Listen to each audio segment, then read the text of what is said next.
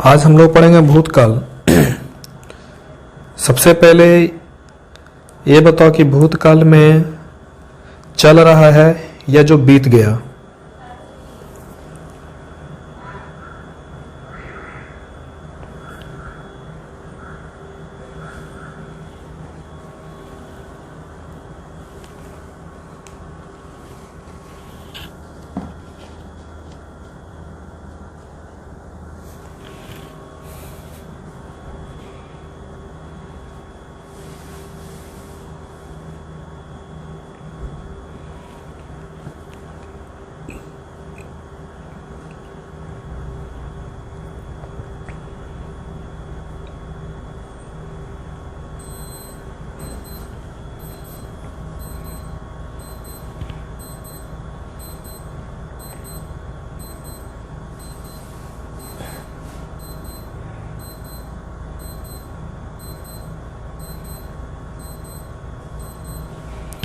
आवाज जा रहा है सबको?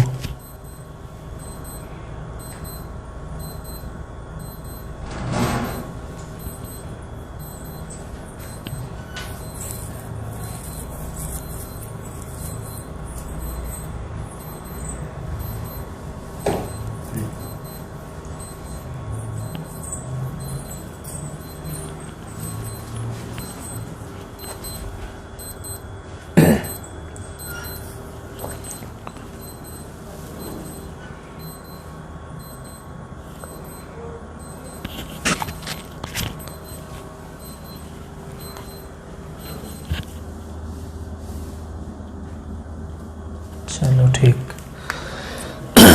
तो परिभाषा उसी से बनेगा।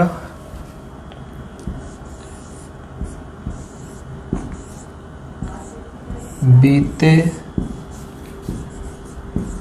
समय में, क्योंकि भूतकाल है, बीते समय में घटित क्रिया को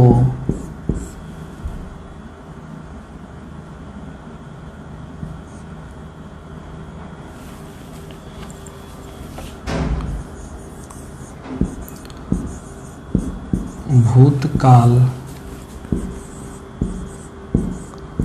कहते हैं।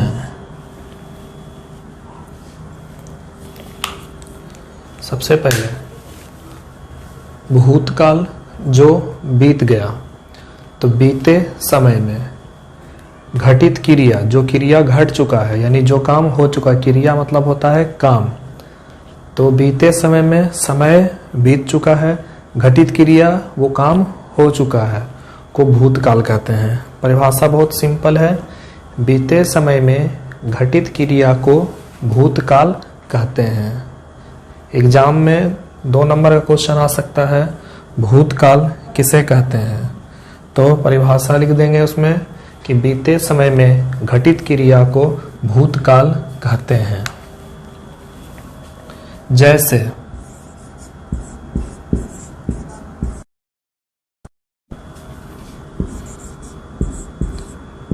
मैंने खाया, मैंने खाया, वह लिखता था, तुम पढ़ रहे थे,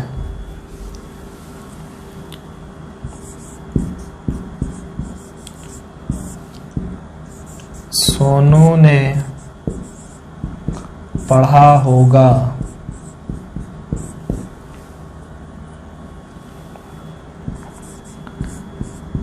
मैं खा चुका हूँ, यदि श्याम पढ़ता तो अवश्य सफल होता। देखो यहां समझो, बीते समय में घटित क्रिया को भूतकाल कहते हैं। जैसे मैंने खाया, मैंने बोला मैंने खाया यानी खा चुके हैं। जैसे कि मान लो दो आदमी खाना खा रहा है, तुम खाओगे नहीं, मैंने खाया। मैंने खाया कहने का अर्थ है कि वो जो खाने का काम है वो समाप्त हो चुका है। वह लिखता था, ठीक है। तुम पढ़ रहे थे, सोनू ने पढ़ा होगा। कई लोग को लगता है कि यहाँ पर गा लगा हुआ है तो हो गया भविष्य काल। नहीं, गा लग जाने से, हिंदी में गा लग जाने से ये नहीं है, या तो यहाँ हूं लग गया तो ये बोलेगा वर्तमान काल है, तो यहाँ पर वो लॉजिक यहाँ पे नहीं लगेगा। समझो क्या बोले, सोनू ने पढ़ा होगा। मान लो कोई चीज होगा, पढ़ने का चीज होगा, कोई पढ़ा है ये क्या, तो बोलेगा नहीं, सोनू ने पढ़ा होगा, यानी पढ़ा होगा, बीते हुए कल की बात हो रही है। मैं खा चुका हूँ बोला मैं खा चुका हूँ, भले ही अभी सोचेगा हूँ लगा हुआ है तो वर्तमान काल। वही अगर इंग्लिश का होता तो हो जाता क्या चाहिए, प्रेजेंट परफेक्ट टेंस। लेकिन इंग्लिश ने हाँ हिंदी है तो मैं खा चुका हूँ कहने का अर्थ है, लेकिन ये काम थोड़ा देर पहले हुआ है। मैं खा चुका था नहीं, मैं खा चुका हूँ मतलब कि हूँ लग गया है, यानी वो काम थोड़ा देर पहले हुआ है। जब इसका डिटेल बताएंगे तो वहां पर इसको तोड़ करके बताएंगे। यदि श्याम पढ़ता तो आवाज सफल होता, पढ़ने का काम हो रहा है यहाँ पे कि पढ़ता तब ना सफल होता, यानी बीते हुए कल के ना, मतलब भूतकाल में पढ़ा ही नहीं तो सफल नहीं हुआ यहाँ पे ये, ठीक है। तो यहाँ पर बस यही याद रखना है कि जो क्रिया होगा वो घट चुका होगा, यानी वो काम हो चुका रहेगा। लेकिन कब, बीते समय में, यानी पहले के समय में। तो वही परिभाषा बना है, बीते समय में घटित क्रिया को भूतकाल कहते हैं। यहाँ तक सबका क्लियर है?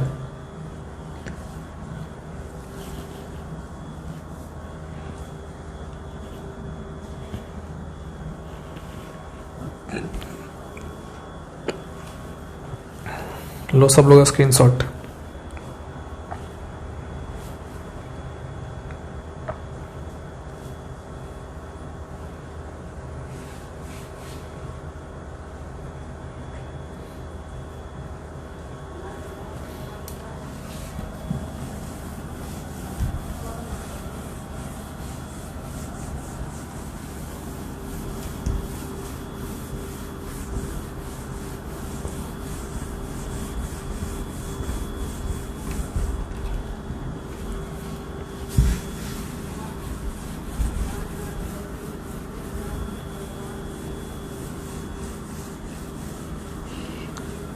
सबसे पहले वर्तमान काल के कितने भेद हैं?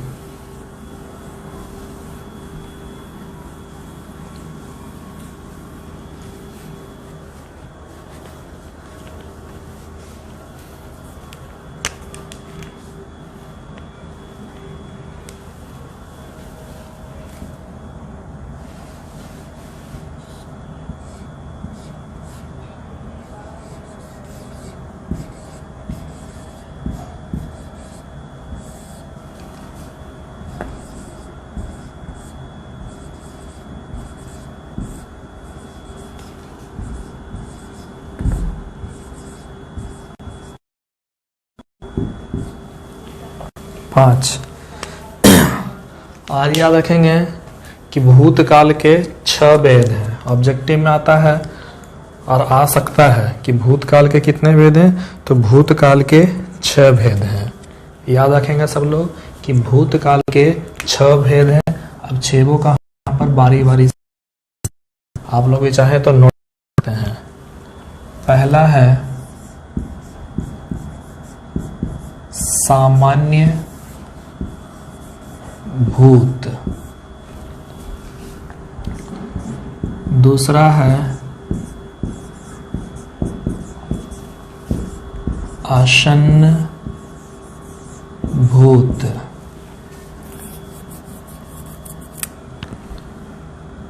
तीसरा है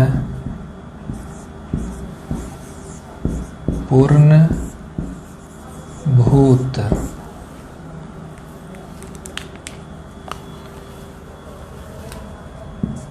चौथा है अपूर्ण भूत, पांचवा संदिग्ध भूत, चौथा लास्ट है हेतु मद भूत।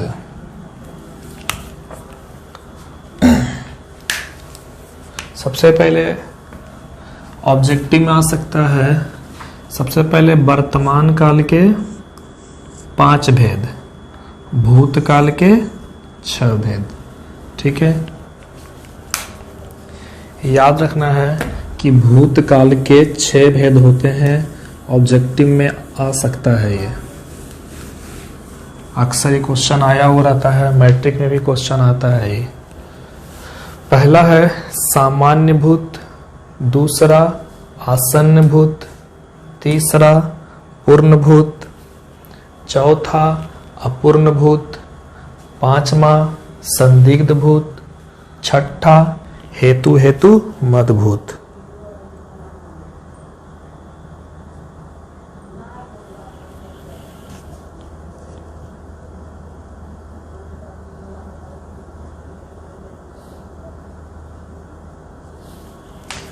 अब बारी बारी से हम लोग देखेंगे। तो 1 नंबर में पहला है सामान्य भूत। सबसे पहले तुम लोग बताएगा सामान्य मतलब क्या होता है। सामान्य मतलब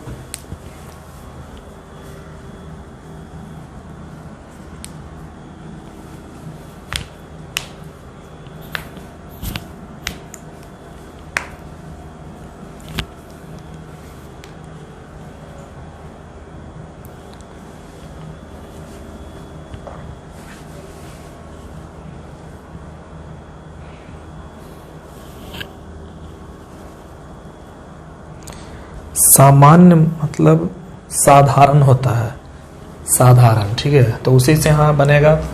लैंग्वेज क्या है, बीते समय में कोई काम सामान्यतः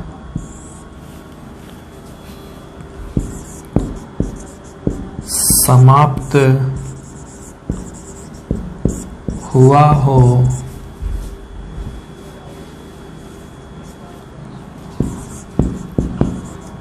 सामान्य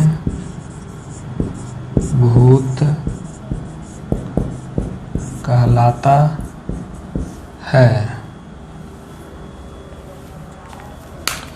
पहला है सामान्य भूत, बीते समय में कोई काम, इतना याद रखना है।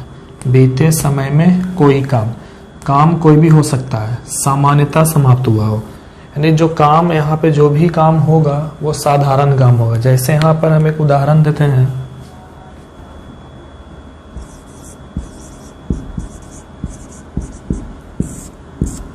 उदाहरण यहाँ पर है, मैंने पत्र लिखा,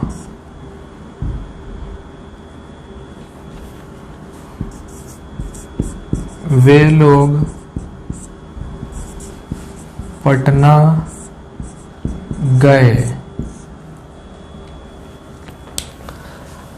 अब अगर हम एजुकेटेड पर्सन है तो पत्र लिखना हमारे लिए आसान काम है। तो यहाँ लिखा मैंने पत्र लिखा, यानी पत्र लिखने का काम वो सामान्यता समाप्त हुआ। एक यहाँ दिए हम वे लोग पटना गए।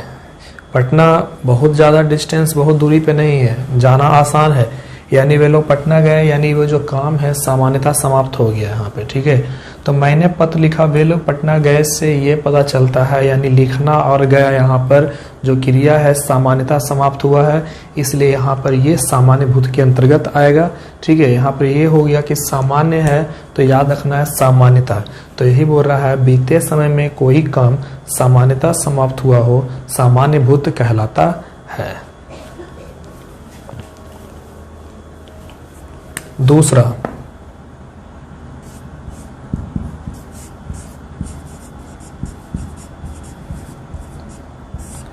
आसन्न भूत।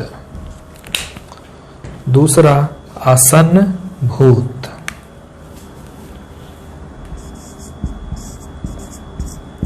बीते समय में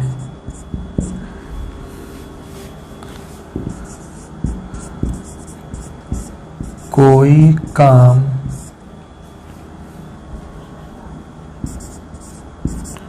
तुरंत या कुछ देर पहले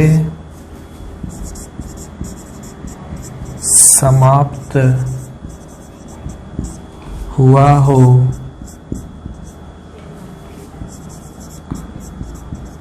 आसन्न भूत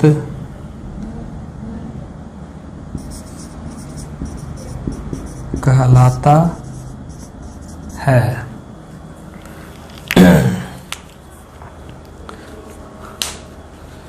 लैंग्वेज याद रखना है। दूसरा है आसन्न भूत। लैंग्वेज वही याद रखना है, बीते समय में कोई काम, याद रहेगा, बीते समय में कोई काम। तो यहाँ पर अगला है आसन्न भूत में क्या होगा कि जो काम है तुरंत या कुछ देर पहले समाप्त हुआ हो, तुरंत या कुछ देर पहले समाप्त हुआ हो, आसन्न भूत कहलाता है। कहता है बीते समय में कोई काम तुरंत या कुछ देर पहले, ठीक है, समाप्त हुआ हो, आसन्न भूत कहलाता है। उदाहरण से समझेंगे इसको।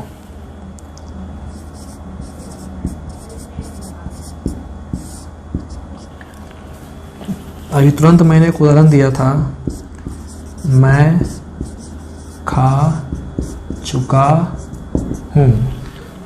हूँ लग गया हूँ लग गया तो उसका कहने का अर्थ ये नहीं है कि यहाँ पर ये वर्तमान काल हो गया।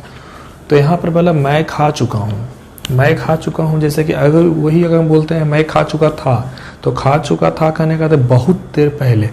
यहाँ पर मैं अगर मैं बोलता हूँ, हूँ लगा दिया यहाँ पर कि मैं खा चुका हूँ, खा चुका हूँ कहने का अर्थ यहाँ पर ये हो जाएगा कि तुरंत खाए हैं, पेट अभी भरा हुआ है, ठीक है। तो मैं खा चुका हूँ, ये जो खाने का काम है थोड़ा देर पहले हुआ है, इसलिए यहाँ पर हु लग गया। तो सबसे पहले माइंड में ये नहीं आना चाहिए कि वर्तमान काल है।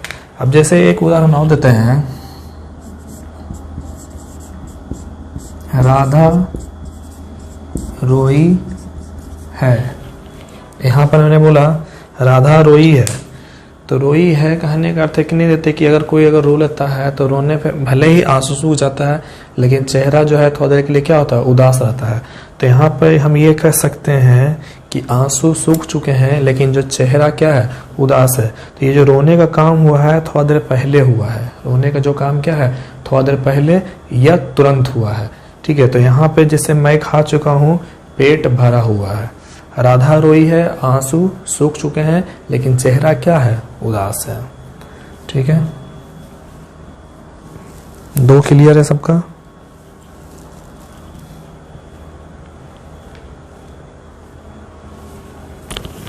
सब लोग स्क्रीनशॉट लें इसका।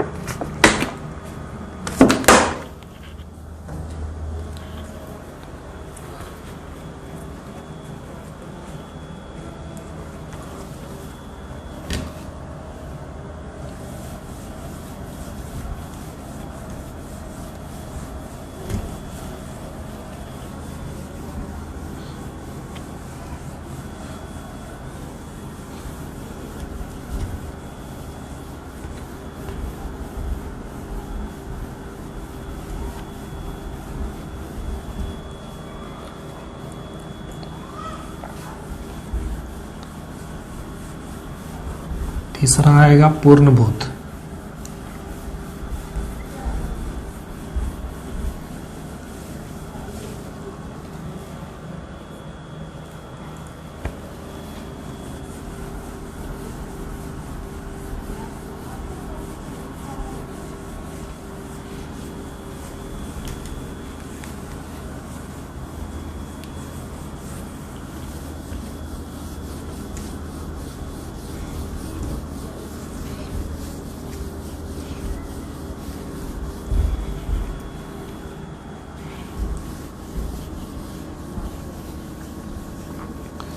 जो जो बच्चा कार्ड का फोटो नहीं भेजा है आज उसको ग्रुप से निकाल देंगे रात में।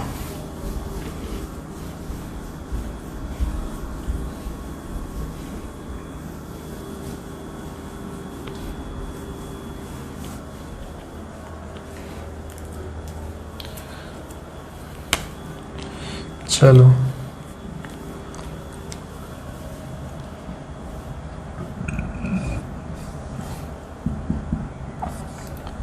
तीसरा है पूर्ण भूत। तीसरा है पूर्ण भूत। फिर से वही चीज, बीते समय में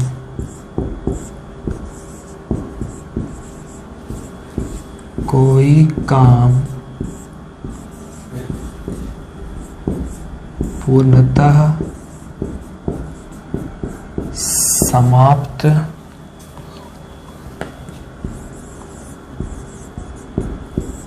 हुआ हो,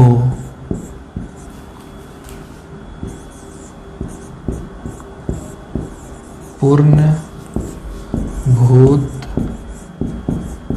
कहलाता है। पूर्ण भूत कहलाता है। तीसरा है पूर्ण। पूर्ण का मतलब होता है पूरी तरह से। पूर्ण का मतलब होता है पूरी तरह से।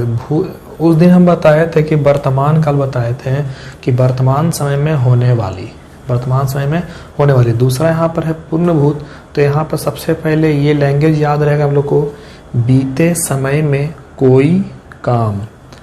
अब यहाँ पूर्ण है तो पूर्ण मतलब क्या बताएं, पूरी तरह से। पूर्ण मतलब कौन सी, पूरी तरह से। तो यहाँ पर यहाँ क्या लिखा है, यहाँ पे बीते समय में कोई काम पूर्णतः समाप्त हुआ हो। पूर्णतः समाप्त हुआ हो पूर्णभूत कहलाता है। पूर्णभूत कहलाता है। ठीक है, तो पूर्ण का मतलब होता है पूरी तरह से, लेकिन वो क्या होना चाहिए, समाप्त। तो समाप्त हो गया है तो पूर्णभूत कहलाएगा। जो जो चैनल पर न्यू हो चैनल को सब्सक्राइब कर दें, अब वीडियो को लाइक कर दो सब लोग। अब यहाँ पर उदाहरण देखते हैं।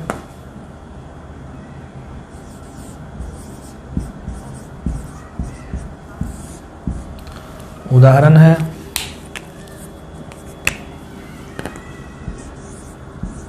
वह दिल्ली गया था। दिल्ली गया था की बात हो रहा, दिल्ली गया था तो था लग गया, तो ये समझना है कि वो काम जो है पूरी तरह से समाप्त हो चुका है। तो जैसे कहीं कोई गया होगा तो कहाँ गया वो दिल्ली गया था। आया हुआ कहाँ से आया है, वो दिल्ली गया था, आ गया है। यानी यहाँ पर जाने का जो काम है वो पूरी तरह से क्या हो चुका है, समाप्त हो चुका, पूरा हो चुका है। एक और, राजू खा चुका था। यहाँ पर खाने का काम क्या है, पूरी तरह से क्या हो चुका है, समाप्त हो चुका है। तो वही लिखे हम, राजू खा चुका था। यहाँ पर या चुका था, या चुका के साथ अगर था लग गया है तो समझो कि वो पूरा काम जो है पूरी तरह से समाप्त हो चुका है। अब पूरी तरह से अगर समाप्त हो चुका है तो वही हो जाएगा पूर्ण भूत। कौन भूत, पूर्ण भूत। चलो, तो समझ में आ गया ये कि बीते समय में कोई काम पूर्णतः समाप्त हुआ हो। पूर्णतः कहने का अर्थ यहाँ देखो, पूर्णतः बना है पूर्ण से। अब पूर्ण मतलब क्या होता है, पूरी तरह से। क्या हुआ है, समाप्त हो गया है। तो समाप्त हो गया है वही हो जाएगा पूर्णभूत। अब उदाहरण यहाँ पे लिखे हम कि वह दिल्ली गया था, राजू खा चुका था। हमने क्या बताया कि गया या चुका के साथ अगर था लग गया है तो वो जो क्रिया है, वो जो काम है पूरी तरह से समाप्त हो चुका है। ठीक है, चलिए चौथा देखते हैं यहाँ पे, अपूर्ण भूत। अगला है अपूर्ण भूत।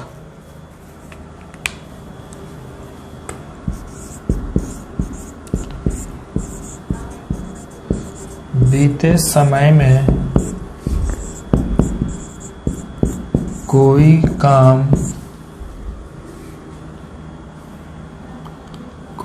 काम अपूर्णतः समाप्त हुआ हो, अपूर्ण भूत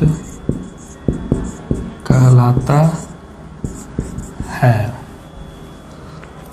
आप सुनो, अपूर्ण मतलब पूरा नहीं हुआ है, बीच में ही वो काम क्या हुआ, छूट गया है। अपूर्ण मतलब होता है पूरी तरह से नहीं हुआ है। तो वो जो काम समाप्त हुआ है भूतकाल में लेकिन अपूर्ण रह गया है, अपूर्ण मतलब पूरा नहीं हुआ है, तो वही लिखा है परिभाषा में, बीते समय में कोई काम अपूर्णता समाप्त हुआ हो, अपूर्ण भूत कहलाता है। उदाहरण देख लेते हैं।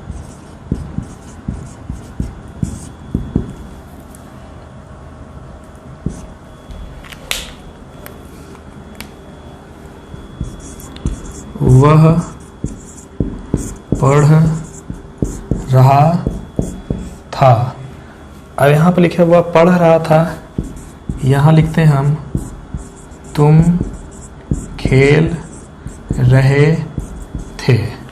अब जैसे यहाँ पे लिखे हम वह पढ़ रहा था, बीच में कोई अगर दोस्त पुराने आ गया तो वो छोड़ दिया, तो पढ़ने का काम क्या था, जारी था, पूरा नहीं हुआ था। वही चीज यहाँ पर है, खेल रहे थे, अचानक घर से कॉल आ गया, खेल को छोड़ के चला गया, यानी खेलने का काम क्या था, जारी था, यानी वो जो खेल समाप्त हो गया उसका, लेकिन वो क्या है, अपूर्ण रह गया, यानी पूरी तरह से समाप्त नहीं हुआ। अब पूरी तरह से अगर समाप्त नहीं रहता है वही कहला जाता है अपूर्ण भूत। कौन भूत, अपूर्ण भूत। ठीक है,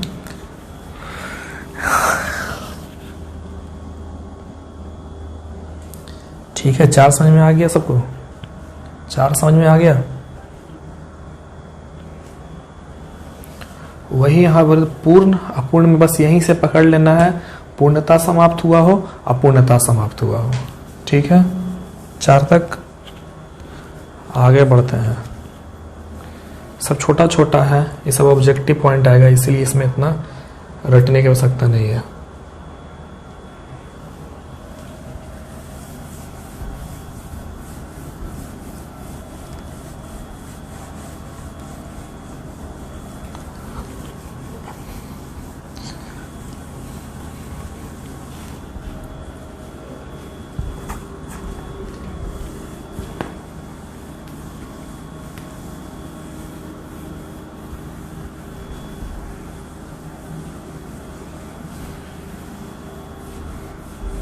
दो और है, उसको भी खत्म कर देते हैं।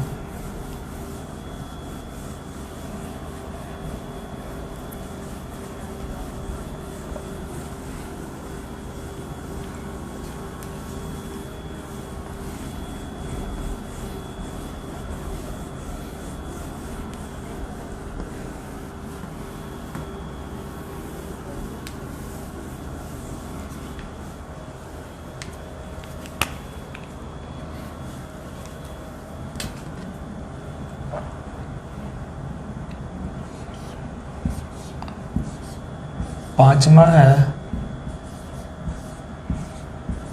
संदिग्ध भूत। संदिग्ध भूत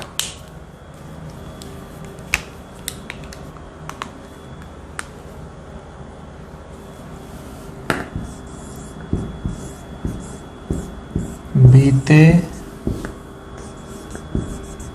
समय में किसी काम के होने में संदेह का बोध हुआ हो, उसे संदिग्ध भूत कहते हैं। संदिग्ध, संदिग्ध से मिला है संदेह, संदेह माने होता है शक। तो यहाँ पर लिखा है परिभाषा में, बीते समय में किसी काम के होने में संदेह का बोध हो। बीते समय में किसी काम के होने में संदेह का बोध हो, यानी वो जो काम हुआ है उसमें संदेह है, कि उसमें संदेह है, शक है कि वो जो भी काम हुआ है क्या उसने किया है कि नहीं किया है, इसमें हमको कंफर्म पता नहीं है। जैसे यहाँ पर उदाहरण देते हैं, उदाहरण से समझेंगे। यहाँ पे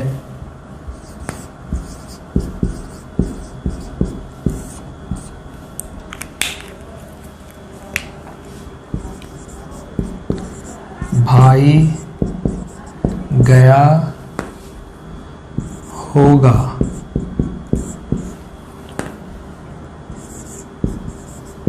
रानी ने खाया होगा। यहाँ पर है भाई गया होगा, गया होगा, गया है या नहीं है संदेह है। रानी ने खाया होगा, रानी भी खा सकती है, रानी खाई है कि नहीं खाई है, इसमें संदेह, रानी ने खाया होगा, यानी यहाँ पर कहता है रानी है या कोई और है, संदेह यहाँ पर है। भाई गया होगा, भाई गया है या कहीं भाई के अलावा कोई और गया है, यहाँ पर संदेह है, यानी यहाँ कंफर्म पता नहीं है। अगर गा लग गया, होगा होगा या होगा होगी लग गया होगा, तो वहाँ पे ये समझना है वहाँ पे कि संदेह है, हिंदी में बोल रहे हैं। अब यहाँ पर इंग्लिश रहता तो वही, अगर वहाँ पर हाँ कह सकते थे कि भविष्य काल है, लेकिन यहाँ पर होगा लग गया है तो समझ जाओ संदिग्ध है, यानी संदेह में है। यहाँ पर बोले जैसे हम बोले यहाँ पर कि संदेह का बोध हो, भाई गया होगा, भाई गया है या कोई और गया है, संदेह है। रानी ने खाया होगा, कोई खाने का कोई चीज होगा, अब रानी ही खाई है या कोई और खाया है, इसमें भी क्या है, संदेह है। और संदेह का अगर बोध हो जाएगा तो संदेह से ही बना है संदिग्ध, तो हो जाएगा यहाँ पर संदिग्ध भूत हो गया ये। ठीक है, चलो छठा लास्ट,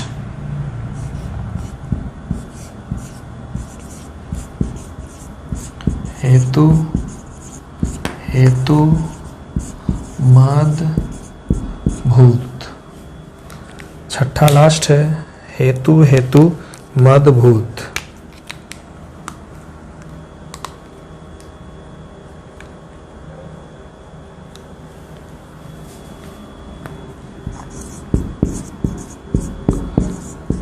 बीते समय में कोई काम होने वाली थी, लेकिन किसी कारणवश न हो सकी। हेतु हेतु मद भूत कहलाता है। छठा लास्ट है हेतु हेतु मदभूत। बीते समय में कोई काम होने वाली थी लेकिन किसी कारणवश ना हो सकी, हेतु हेतु मदभूत कहलाता है। सबसे पहले कोई काम था, वो होने वाला था, लेकिन किसी कारणवश, कोई कारण की वजह से वो काम नहीं हो सका। बीते समय में कोई काम होने वाला था लेकिन कोई कारण की वजह से वो काम नहीं हो पाया, और अगर कोई कारणवश अगर नहीं होगी वही कहलाएगा हेतु हेतु मदभूत। ठीक है, बहुत आसान है कि बीते समय में कोई काम होने वाली थी लेकिन किसी कारणवश नहीं हो सकी, हेतु हेतु मदभूत कहलाता है। जैसे उदाहरण देखते हैं,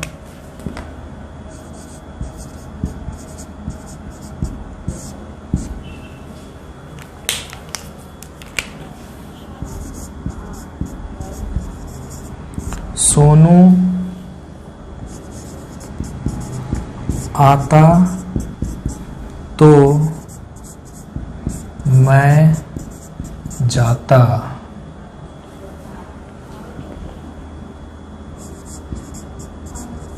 सोनी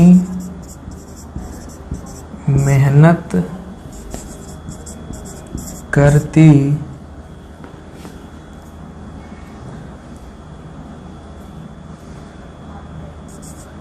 तो अवश्य सफल होती।